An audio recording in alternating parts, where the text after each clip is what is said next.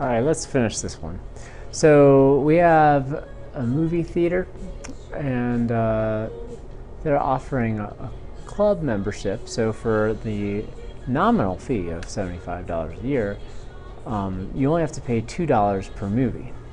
However, if you do not belong to part of the club, it's $5.75 per movie. Now, I realize that that's not really that much for a movie, so we'll pretend this is the discount theater, like Elvis, the Elvis Theater, all right? So, make a table that shows the number of movies and the cost for the members and the non-members. Now, the trick here is we need to have our table go until the two lines crossed. So we're going to have, actually we're going to do number, and then members, and then non-members.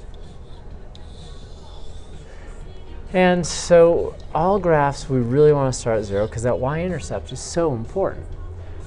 Now I understand that I'm going to have to go pretty far, right? So I'm going to count by 2s. If I count by 1s, this graph will be ridiculously large. And hopefully that will be enough. So 2, 4, 6, 8, 10, 12, 14, 16, 18, 20. I'm going to have to use a smaller pen. Hopefully it doesn't misbehave too much. So I'm going to use a calculator to help me make my graph, or my table rather. And we know that the member, at 0 movies, the members have already spent $75. But for every movie, or for every 2 movies, they have to pay $4 total.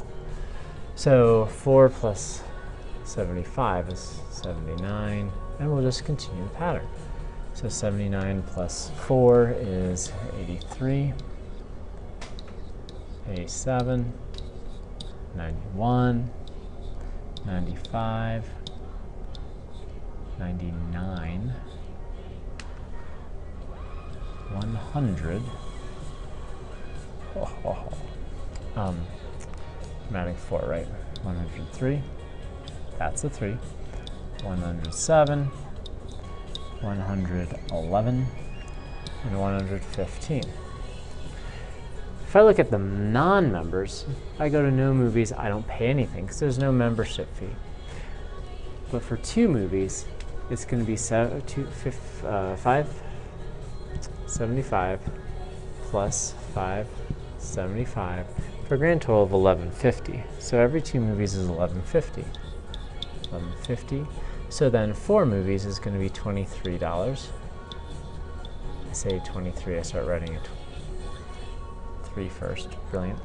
So I add another $11.50, and another $11.50 is going to be, come on, there you go. You can do it. $34.50.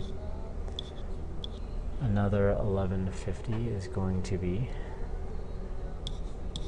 $46.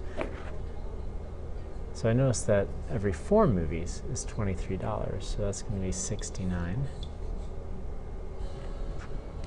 Another 23 is going to be 60, 70, 80, 90, what? $4. And then another $23. 7.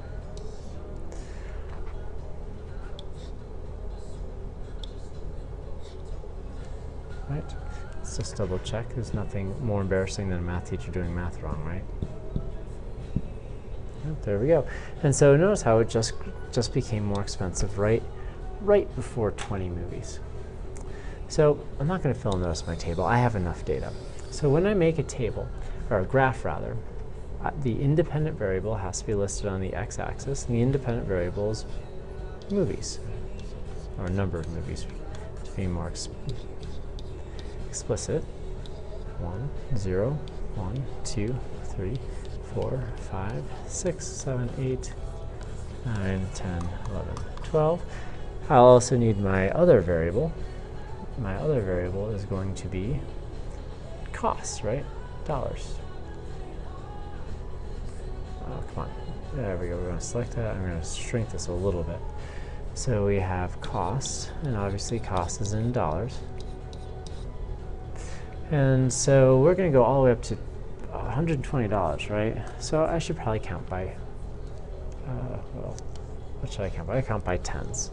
So 10, 20, 30, 40, 50, 60, 70, 80, 90, 100, 110, 120.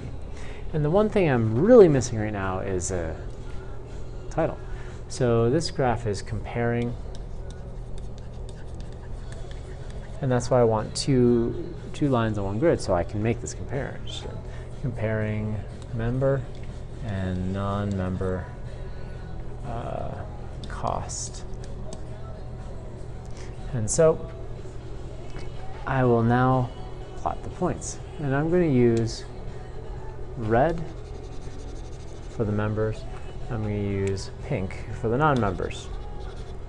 So if I do the non-members first, so 0, 0 is right here. I have to include it. And then I'm going to go 4, 23, which is right about here, right?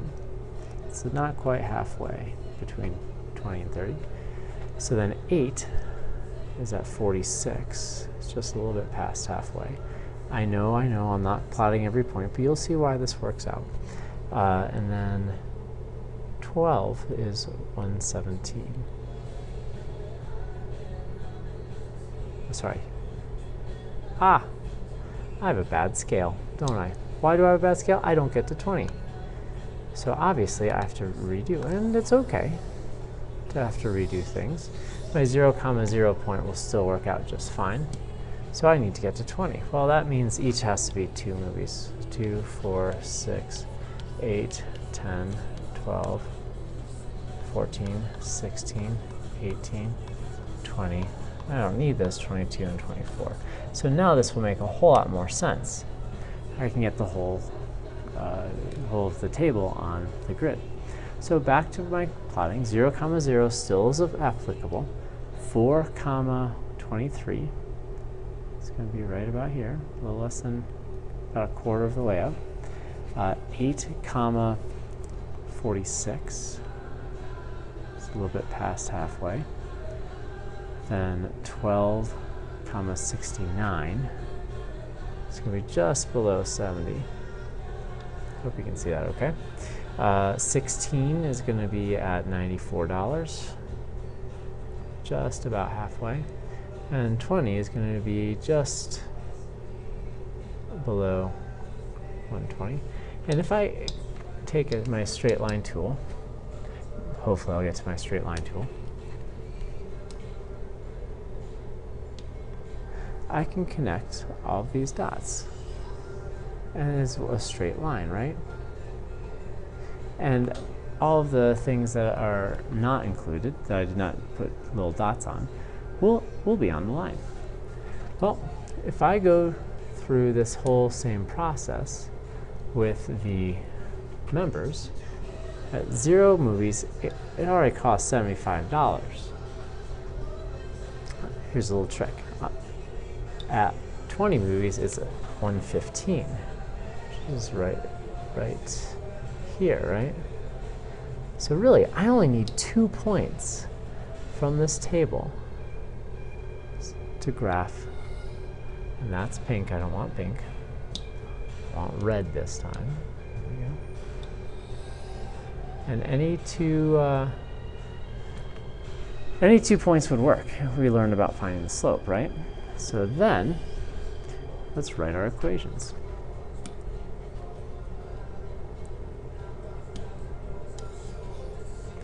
So we'll do the members first. So the cost for my movies is going to be equal to that $75 that we had to pay once. That's my y-intercept, right? Plus the $2 per movie that I go see. Whereas the non-members, their cost is only equal to the $5.75 that they pay per movie. What is the slope of each line? For the members, the slope is $2. For the non-members, it's $5.75, which, since it's bigger, will obviously eventually catch the members. What does it tell us in this contest? It tells us the cost per movie. Explain how you could find the slope from the table or the graph or the equation. Well, we've been through that a fair amount. You could take 2 points. Any 2 points will do. And find the rise over run. Or, if I look at this, the difference from here to here will be the rise. The difference here will be the run. And obviously I could do that for this too. Rise, run. And obviously the narrative helps us with that. Explain how you can find, okay, what information does the y-intercept of each line tell us? Well, the y-intercept tells us the initial cost. Essentially, is there a membership fee or not? And that's about it. The really interesting question is, when should you buy your membership? And the answer to that is simply where these lines cross.